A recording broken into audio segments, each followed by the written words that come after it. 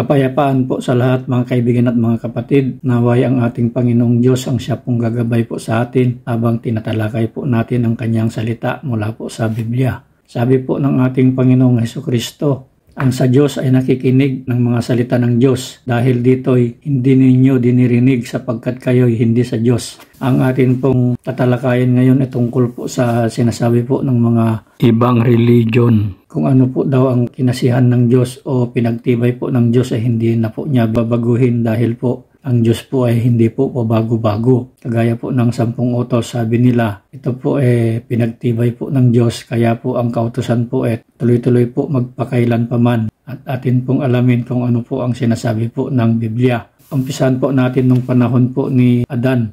Nilagay po ng Diyos si Adan sa halamanan ng Eden para alagaan niya at ingatan. At iniutos ng Panginoong Diyos kay Adan na makakain niya lahat ng bunga ng mga punong kahoy sa halamanan na may kalayaan. Pero hindi niya makakain ang bunga ng punong kahoy ng pagkakilala ng mabuti at masama dahil sa oras na kumain niya ay siguradong mamamatay siya. Pagdating po naman sa panahon ni Noe ay inutosan po siyang gumawa ng daong at pinagtibay po ng Panginoong Diyos ang tipan niya kay Noe. Nalululan siya sa daong kasama ang kanyang mga anak. At atin pong bigyan ng pansin ang sinabi po ng Diyos kay Noe, lumulan ka at ang iyong buong sangbahayan sa sasakyan sapagkat ikaw ay aking nakitang matuwid sa harap ko sa panahong ito. Ang Diyos po ay nagsasalita po ng panahon. At nang matapos na po ang baha, sinabi po ng ating Panginoong Diyos kay Noe na makakain niya lahat ng mga gumagalaw na may buhay at lahat ng mga pananim. Pagdating po naman kay Abraham, ibinigay po niya ang titipan po ng pagtutuli. At pagdating naman po sa panahon ni Moises, ibinigay po niya ang 10 utos at marami po siyang ipinagbawal na kanilang kainin.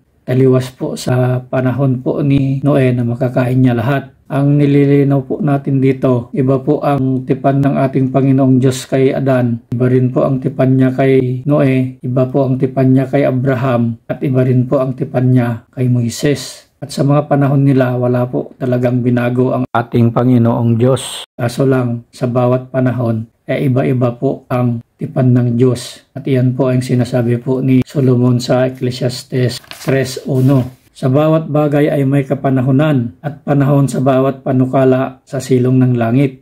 Kanya-kanyang panahon po. Ang bawat panukala ay may panahon po. Iba po ang panukala ng Diyos kay Noe, ibang panukala niya kay Abraham, iba po ang panukala niya kay Adan, at iba po ang panukala niya kay Moises. Kaya po sinasabi po ni Apostol Pablo, ang Diyos na nagsalita ng unang panahon sa ating mga magulang sa iba't ibang panahon at sa iba't ibang paraan sa pamamagitan ng mga propeta ay nagsalita sa atin sa mga huling araw na ito sa pamamagitan ng kanyang anak na siyang itinalaga na tagapagmana ng lahat ng mga bagay na sa pamamagitan naman niya'y ginawa ang sanglibutan. Sa panahon po natin ngayon, nakikipag-usap na po ang Diyos sa atin sa pamamagitan na po ng ating Panginoong Hesukristo. At nagsimula po ito pagkamatay po ni Juan Bautista. Yan po ang sinasabi po ni Lucas sa 16:16. Ang kautusan at ang mga propeta ay nanatili hanggang kay Juan. Mula nooy ang ebanghelyo ng kaharian ng Diyos ay ipinangaral. Napakalinaw po ang sinasabi po ng Biblia. Ang kautusan at ang mga propeta ay hanggang kay Juan lang. At yan po pinatutuhanan po ni Apostol Mateo sa 11:13. Ang lahat ng mga propeta at ang kautusan hanggang kay Juan ay nagsipanghula. Ito po mga salitang ito ay salita po ng ating Panginoong Hesukristo na iniaral po sa mga alagad niya. Yung kautusan at mga propeta hanggang kay Juan. Ang sinasabi naman po ng mga iba tungkol dito, sabi nila, kung wala ng kautusan, di pwede nang pumatay. Kasi po ang kautusan, sinasabi niya, huwag kang papatay. Pero maliwanag po naman ang sinasabi ng ating Panginoong Hesukristo sa bagay na ito. Narinig ninyo na sinabi sa mga tao sa una, huwag kang papatay. At ang sinumang pumatay, mapapasapanganib sa kahatulan. Datapwat. Sabi ng ating Panginoong Hesukristo, meron pong pagtutuwid na nangyari dito. Mga kapatid, kagaya po ng sinabi po ng ating Panginoong Diyos kay Adan na makakain niya lahat ng mga bunga ng punong kahoy sa halamanan ng Eden. Datapwat, sabi niya, sa kahoy ng pagkakakilala ng mabuti at masama ay huwag kang kakain. Ituloy po natin. Datapwat, sinasabi ko sa inyo na ang bawat mapuot sa kanyang kapatid ay mapapasapanganib ng kahatulan. Ang pagpatay po nung una sa kayong napupuot lang ay parehas po ng hatol pagdating po kay Kristo. Bawal nga po ang maputi, pumatay pa kaya. Meron din pong nagtuturo na sinasabi po na wala pong binago ang ating Panginoong Hesukristo sa kautusan. Kung wala pong binago ang ating Panginoong Hesukristo, bakit nagalit po yung mga Hudyo sa kanya, yung mga Fariseo? Bakit po siya pinatay kung wala po siyang binago sa kautusan? Ang sinasabi po ng Biblia, nagkamit po ng ating Panginoong Hesukristo ng mas marangal na ministeryo kaysa kay Moises. Libhasay siya na may tagapamagitan ng isang tipang lalong magaling na inilagda sa lalong mabubuting pangako. Dahil po ang unang tipan ay nagkulang po, kaya po nagkaroon po ng puwang ang pangalawang tipan. Yan po ang sinasabi po ng Espiritu Santo sa Jeremias. Narito, ang mga araw ay dumarating, sabi ng Panginoon, na ako'y makikipagtipan ng panibago sa sangbahayan ni Israel at sa sangbahayan ni Huda. Hindi ayon sa tipan na ipinagtipan ko sa kanilang mga magulang. Sa araw na aking kinuha sila sa pamamagitan ng kamay upang ilabas sila sa lupain ng Ehipto, na ang aking tipan ay kanilang sinira, bagaman ako'y asawa nila, sabi ng Panginoon. Kundi ito ang tipan na aking ipakikipagtipan sa sangbahayan ni Israel pagkatapos ng mga araw na yaon, sabi ng Panginoon. Aking itatala ang aking kautusan sa kanilang kalooban at aking isusulat sa kanilang puso, at ako'y magiging kanilang Diyos at sila'y magiging aking bayan. Ito po ang sinasabi po ng Espiritu Santo sa libro po ni Jeremias.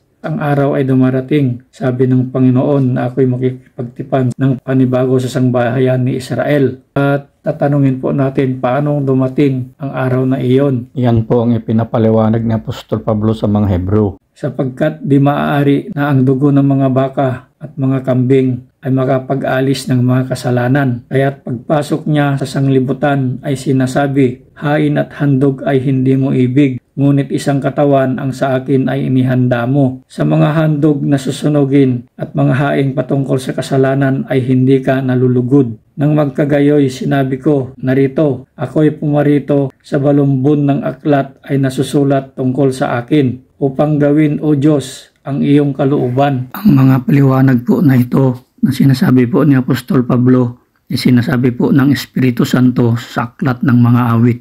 Sa itaas ay sinasabi, mga hain at mga handog, at handog na susunuging buo, at mga haing patungkol sa kasalanan ay hindi mo ibig at di mo rin kinalugdan. Mga bagay na inihahandog ayon sa kautusan. Saka sinabi niya, narito, ako'y pumarito upang gawin ang iyong kalooban. Inaalis niya ang una upang maitatag ang pangalawa. Sapagkat kung ang dugo ng mga kambing at mga baka at ang abo ng dumalagang baka na ibinubudbud sa mga nadungisan ay makapagiging banal sa ikalilinis ng laman, kaano pa kaya ang dugo ni Kristo na sa pamamagitan ng Espiritu na walang hanggan ay inihandog ang kanyang sarili na walang dungis sa Diyos, ay maglilinis ng inyong budhi sa mga gawang patay upang magsipaglingkod sa Diyos na buhay. At dahil dito'y siya ang tagapamagitan ng isang bagong tipan. Napakalinaw po sa pagkahandog po ng ating Panginoong Hesukristo ng kanyang sarili sa Diyos. Dahil dito'y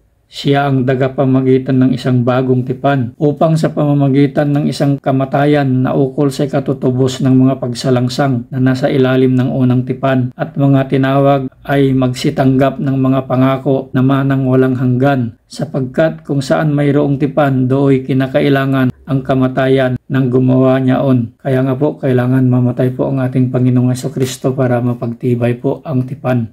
Yan po ang sinasabi po ng Espiritu Santo sa Jeremias. Pagkatapos ng mga araw na iyon, sabi ng Panginoon, ito ang tipan na aking ipakikipagtipan sa sangbahayan ni Israel. Aking itatala ang aking kautusan sa kanilang kalooban at aking isusulat sa kanilang mga puso, at ako'y magiging kanilang Diyos at sila'y magiging aking bayan. Kaya nga po, bago nalagot ang hininga ng ating Panginoong Hesukristo, ay sinabi niyang naganap na. At yan po ay nilinaw po ng ating Panginoong Hesukristo sa mga alagad niya bago po siya umakyat po sa langit.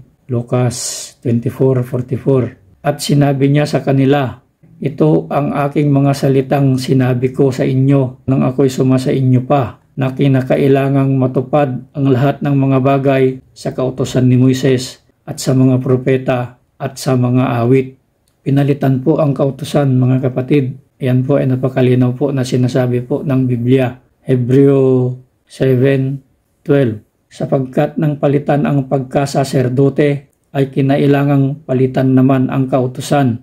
Kaya nga po nagkaroon ng lumang tipan dahil may bagong tipan na. At hanggang dito na lamang po ako. Sana po ang ating Panginoong Diyos, ang ating Panginoong Hesukristo sa pakikisama po ng Espiritu Santo ay sumasa atin po magpakailan, kailan pa man. God bless po.